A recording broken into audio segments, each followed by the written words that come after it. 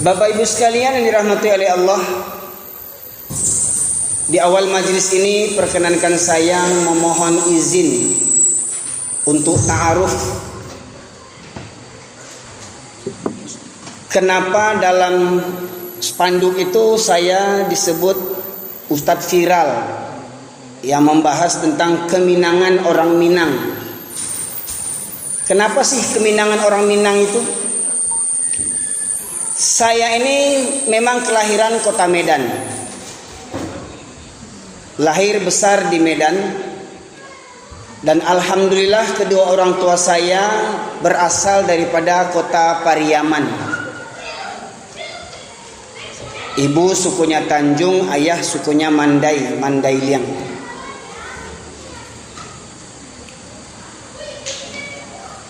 Setelah gempa 2009 saya baru hijrah dari Medan ke Pariaman. Berawal daripada renungan saya di tahun 2000. Ketika saya masih di Medan, tahun 2000 saya pulang kampung ke Pariaman ingin mengerjakan sholat subuh. Mirisnya ketika waktu sholat subuh itu warga desa tidak ada yang ke surau. Kita orang rantau, kita yang buka surau. Hidupkan lampu, buka pintu, hidupkan lampu. Lihat tikar berserakan, lantai tebal dengan abu, di atap banyak sarang laba-laba, di ujung surau di dalam itu berserak kertas BT. Ketika itu tasirok jantung ambo. Saya bergumam dalam hati, ya Allah ya Rabbi. Sejak tahun 95 selagi lajang saya berdakwah ke negeri orang. Di Cilacap sudah pernah, di Medan, di Mandailing Natal, di Aceh, sampai ke Malaysia. Orang bilang orang Minang itu agamanya kuat. Orang bilang kalau orang Minang pasti Islam. Tapi jangan lupa, itu dulu orang Minang pasti Islam itu dulu. Tahu enggak Bapak Ibu sekalian, orang Minang sekarang sudah banyak yang jadi pendeta. Pernah dengar? Siapa namanya Pak? Yanwardi Koto, orang Lubuk Basuang, pendeta, punya gereja di Jakarta, gereja di Mangga Dua, gereja orang Minangkabau. Jadi dulu pemuda lalu di surau dulu. Dulu falsafah kita orang Minang, adat bersendikan sarak, sarak bersendikan kitabullah, sarak mengata, adat memakai. Itu dulu. Apa iya? Sekarang tidak. Makanya saya katakan, kalau laki-laki Minangkabau orang Baradai, panuah surau kokok yo Baradai orang Minangkabau. Ota yang banyak kini. Silahkan nenek mamak doko sidang ambo silahkan. Orang Minang ini banyak gadang otak.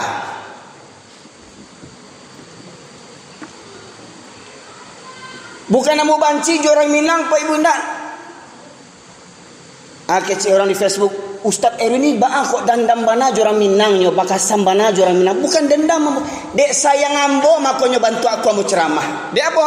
Sok jantung ambo setelah ambo tinggal di kampung, jantungan sok jantung. Ndak picayo, raso ndak picayo. Banyak rasul picayo di Medan, Bapak Ibu sekalian. Dekat saya tinggal Masjid Gang Kuba, namanya Masjid Kuba di jalan utama yang bertembusan dengan jalan Halat Kota Maksum. Kalau Bapak Ibu pernah ke Kota Medan, dekat Masjid Raya. Wirid subuh dilaksanakan seminggu 3 kali. Wirid subuh. Berapa yang hadir? Tidak banyak, cuman 300 orang. Wirid subuh. Coba tanya di tanah datar, kalau ada wirid subuh, berapa yang datang? Jujur saja. Mana alim ulama nagari tanah datar? Mana alim ulama Minangkabau?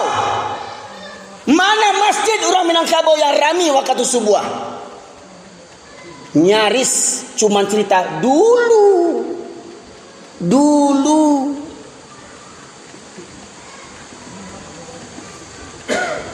Di Medan kami bertetangga dengan orang Batak Kristen, Cina Kristen. Berbanding banyak jumlah gereja dengan masjid. Tapi alhamdulillah wirid subuh 300 orang yang datang. Di nagari awak Minangkabau yang punya falsafah adai basandijo sarak basandijo kitabullah, sarak mangato adai memakai musaji bantu keranda mai kini. Bakok keranda mai istilah kalau dalam sebuah negeri, ini cerita karangan saya aja. Umpama dalam sebuah nagari, wali nagari mengajak rakyatnya, warganya, wahai mari warga nagari, kita berjibaku gotong royong untuk membuat keranda mayit. Yang punya harta sumbangkan hartanya, yang punya pikiran sumbangkan pikirannya, yang punya tenaga sumbangkan tenaganya. Mari kita rancang keranda mayat yang nyaman bagi mayat. Pakai spring bed, AC, CCTV, remote control, ya, pakai wifi, ya, supaya nyaman keranda mayatnya di dalam. Akhirnya berjibakulah orang kampung, yang orang kayo puluhan juta pitih di keluan, yang punya tenaga gotong royong buat itu semacam, yang punya fikir, oh bagusnya begini, hingga jadilah keranda mayat itu. Setelah jadi, apa kata Pak Wali Nagari? Alhamdulillah berkat kerjasama kita semua, keranda mayat selesai. Sekarang siapa yang mau mengisi terlebih dahulu? Siapa yang mau mengisi keranda mayat itu terlebih dahulu? Ada yang mau daftar? Ada yang mau daftar? Yang sumbangannya lebih besar mungkin mau masuk dulu. Yang tenaganya, ya, paluahnya sagadang jaguang ingin masuk dulu. Yang punya rancangan begini kan masuk dulu. Sadonyo tundo batundo. Angkulah dulu. Baitulah nasi Surawawa. Kok kamambangun dak tangguang orang Minang kok kayo-kayo. Kok kamambangun dak tangguang. Semuanya berjibaku. Tapi setelah selesai, siapa yang ngisi? Siapa yang mengisi surau? Alhamdulillah, mudah-mudahan ini bentuk kesadaran dari KNPI Tanah Datar yang semoga bisa diikuti oleh KNPI seluruh nagari Minangkabau. Biasanya mohon maaf yang namanya HUT pemuda itu tak terlepas daripada hiburan. Begitu juga termasuk nanti HUT RI.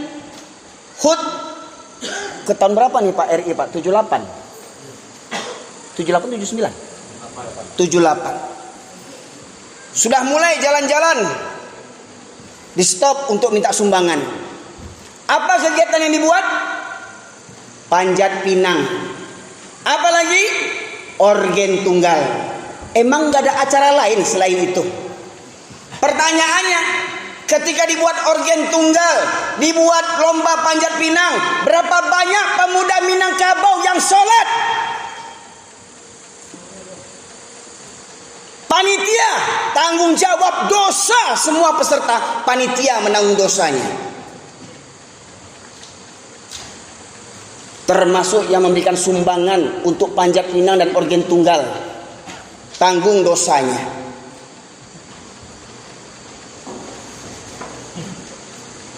Pertanyaannya, apakah itu untuk menyambut kemerdekaan Indonesia yang dikorbankan darah para pejuang?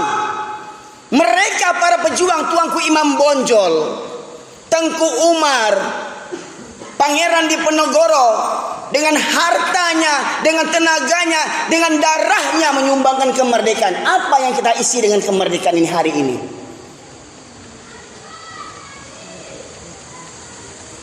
Dan semoga ini merupakan awal titik balik para pemuda, khususnya pemuda Minangkabau, babaliak ka surau.